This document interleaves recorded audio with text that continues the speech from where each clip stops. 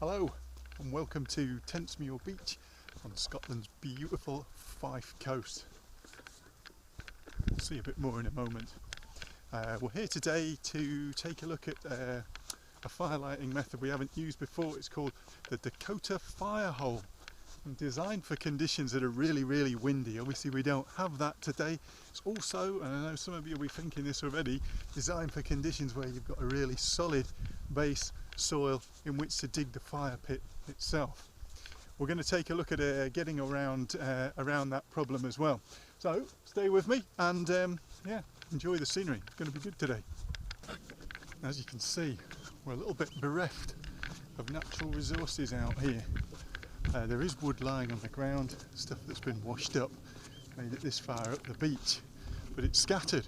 It's not like we're in the forest where we can snap off all those low dead branches and have ourselves a whole bag of useful firewood in no time. So in order to gather that material sort of economical in terms of effort, rather than walking down with great big full handfuls, we're going to have to improvise a little bit.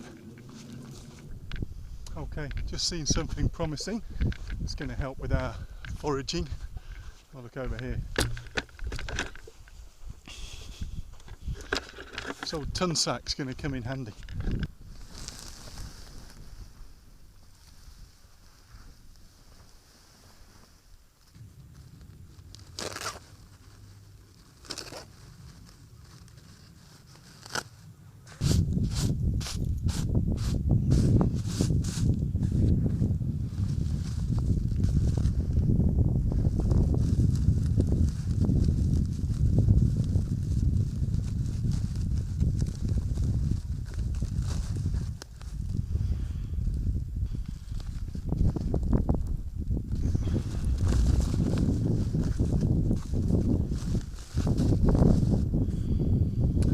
Okay.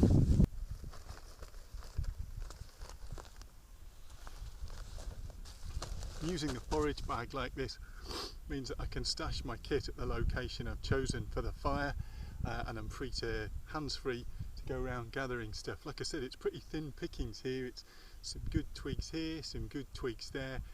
You know, this is a massive beach, and it's, for some reason, tidal wise, doesn't get a ton of stuff washed up on it, but we're finding stuff for our fire, so we're all good.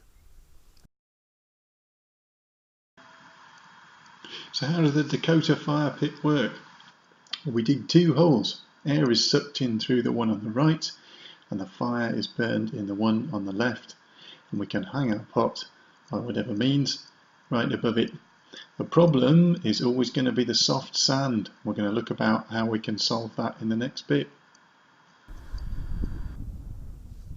We might have found the solution right here.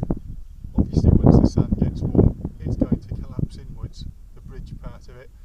What I'm proposing to do is we're going to tunnel right underneath here. This is sort of semi-buried in the sand. That should provide our bridge. Obviously that's not going to go anywhere. It's nice and thick, it should give a good distance between the two holes. All I've got to do is excavate an area either side and join them up underneath the trunk. So stay with me and we'll get straight to it. Well, this plastic box looks like it might come in handy. Just going to keep digging away under here. The sand's wet down here, so it's reasonably firm. Obviously it could easily dry out, it probably will quite quickly. So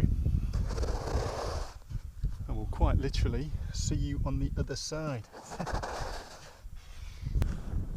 Okay, that's our hole dug on both sides.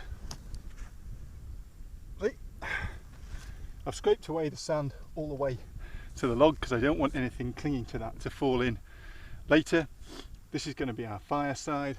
This is going to be the air intake side, if you like. And now we've got a few more jobs to do. We're not actually quite ready to go just yet. Okay, we're almost ready to go. Just going to quickly show you around the campsite.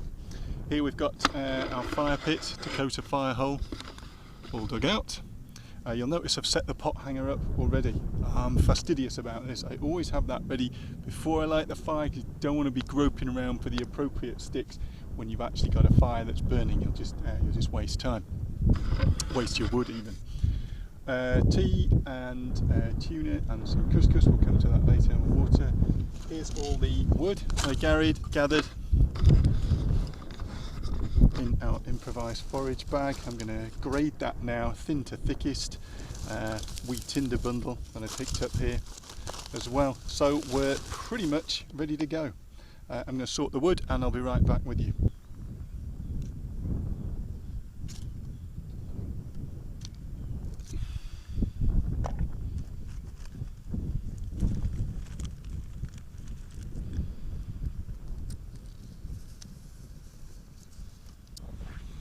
Hoping you can see now better slightly the arch formed by the log. I'll take you around the other side as well.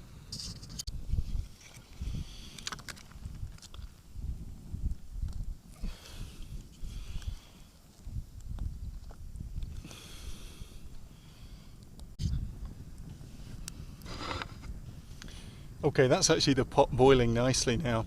One way to test it, just lay a stick or a knife alongside it, and if it's boiling you'll be able to feel the vibrations of the bubbles through the stick or the knife. Anyway, that's fine. I'm going to hoik that out now, make a cup of tea, and I think I've got enough burning wood there to do one more boil for lunch.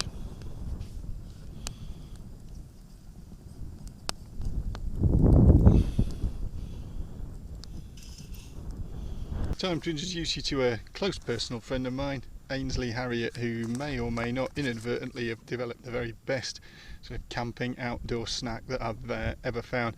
Me and Ainsley have had lunch together so often that we're practically best mates. Very simple, you don't even need a rolling boil for this. Once your water has boiled, just put the couscous in and just leave it. It'll soak the water up in no time and good to go. If you want, you can return it to the fire. I might just do that to speed.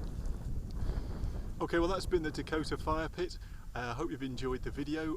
As always, your comments, thoughts, input, suggestions are very welcome, and I hope we'll be speaking again soon. Cheers.